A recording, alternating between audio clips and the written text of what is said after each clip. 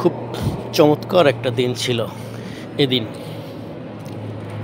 আমাদেরই কয়েকজন কাছের ভাই ও বন্ধু মিলে নৌকা ভ্রমণ করছিলাম বালু নদীতে গিয়ে। বিকেলবেলা পরিবেশটা ছিল খুবই সুন্দর, রোদ কমে গেছিল, আকাশ ছিল হলুদ। সাদ্দাম ভাই, সৌরভ ভাই, সম্রাট, ইমরান সহ আরও অনেকেই ছিল এই নৌযাত্রায়। আমরা গেছিলাম মূলত বালু নদী দেখতে। বালু নদী হচ্ছে নতুন বাজার থেকে অটোতে 10 টাকা ভাড়া আর রিক্সায় 50 টাকা ভাড়া। এই টাকা দিয়ে আপনারা বেড়াইত চলে যেতে পারেন। বেড়াইত থেকে নৌকা ভাড়া পাওয়া যায়। আমরা সেখান থেকেই একটা নৌকা ভাড়া করি, তারপর এই নৌকাতে চেপেই নৌকার ভ্রমণ শুরু করি নারায়ণগঞ্জের দিকে। মাঝিটা ছিলেন বেশ চমৎকার একজন ব্যক্তি, আমাদেরকে ঘুরিয়ে ঘুরিয়ে দেখাচ্ছিলেন। এই যে ইমরান, সম্রাট আরেকজন ছবি তোলায় ব্যস্ত। সবাই প্রকৃতিকে মন প্রাণ ভরে উজাড় করে উপভোগ করতেছে। এটা ঢাকার অংশ। এই দিক দিয়ে সবচেয়ে বেশি যে জিনিসটা আপনাদেরকে অবাক করবে সেটা হচ্ছে গ্রামীণ পরিবেশ। মানে হচ্ছে ঢাকা শহরের এত কাছেও যে এত সুন্দর, মানে সবুজে ঢাকা গ্রাম, এটা আসলে অবিশ্বাস্য। আমরা নদীর মধ্যে দিয়ে যাচ্ছিলাম, দুই পাশে সবুজ গ্রাম, মনে হচ্ছিল পানির ভিতর দিয়ে ভেসে বেড়াচ্ছে গ্রাম। আর এটা হচ্ছে বালু তোলার পাইপ, মাছ ধরার খরা, কটা খরা দেখলাম অনেকদিন পর। এই দিকে এই গ্রামটাতেই আমাদের বর্তমান উপদেষ্টা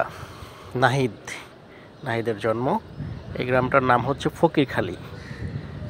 মজার ব্যাপার হচ্ছে অনেক বছর আগে 2015 সালের দিকে আমি এই ফকিরখালী ঘুরতে গেছিলাম। এই যে টাইটানিক স্টাইলে ছবি তুলতেছে ভাই। একজন মডেল ক্যামেরাম্যান কয়জন? 1 2 3 3 4 জন ক্যামেরাম্যান। মাঝি ভাইও পিছন থেকে দেখতেছে আমাদের নৌকায় ঘুরে ফেরা। সম্রাট, ইমরান কিছুটা মুগ্ধ, আমাদের বক্কার মামা।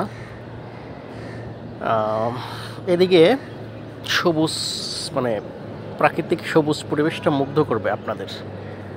এই একজন ছবি তুলছে, তার তোলা শেষ, আরেকজন গিয়ে মডেল হওয়া শেষ। বালু ভরে বালুবাহী বাল্কহেড যাচ্ছে, এবার আরেকজন। আমরা এই যাত্রায় খাবার নিয়ে গেছিলাম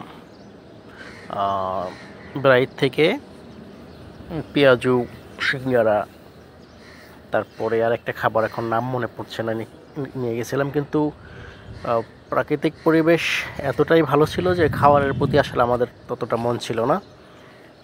আমরা ম্যাক্সিমাম খাবার আমাদের মাঝি ভাইকেই দিয়ে দিছি। আর একটা নৌকা পাশ দিয়ে চলে গেল। এখানকার একটা মজার বিষয় হচ্ছে মানুষজন এখনও মানে ভাসমান টয়লেট আর কি, কাঁচা পায়খানায় বাথরুম করে। এটা আসলে খুবই অবাক করবে এই সময়টাতে এসে। ধীরে ধীরে রোদের তেজ কমে যাচ্ছে, তার কারণ আমরা বিকেলে রওনা দিছি। আমাদের বোটের টাইম ছিল 2 ঘন্টা। আমরা 2 ঘন্টা ঘুরে বেড়াবো। অলমোস্ট সূর্য ডুবে যাচ্ছে, আধার নেমে আসতেছে। আমরা একটা ফেরিঘাট পার হচ্ছি।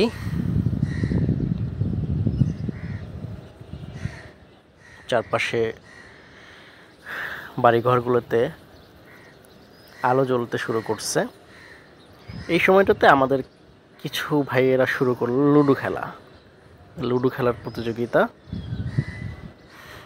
সৌরভ ভাই সহ আরও কয়েকজন বক্কার মামা লুডো খেলায় বসে পড়ছে, আর আমি আছি চারপাশের এই প্রাকৃতিক দৃশ্য ক্যামেরা বন্দি করার কাজে ব্যস্ত। একটু পরেই মাঝি আমাদের নিয়ে যাবে একটা বাজারে। আমরা সেখানে নামবো, সেখানে মিষ্টি খাবো, মিষ্টি খেয়ে গল্প করে তারপর আবার ব্যাক করব ঢাকার দিকে। ততক্ষণে রাত নেমে গেছে, দূরের বাতিগুলো জ্বলতে শুরু করছে।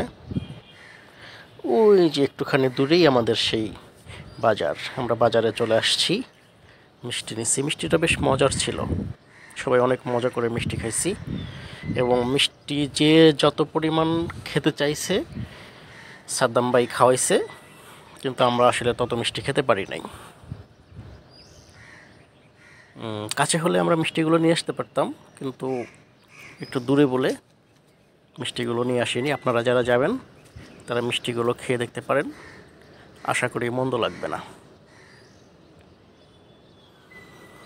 ধন্যবাদ সাদ্দাম ভাইকে, ধন্যবাদ সৌরভ ভাইকে চমৎকার একটি আয়োজন করার জন্য। আমরা অনেক আনন্দ পাইছি এই ভ্রমণে।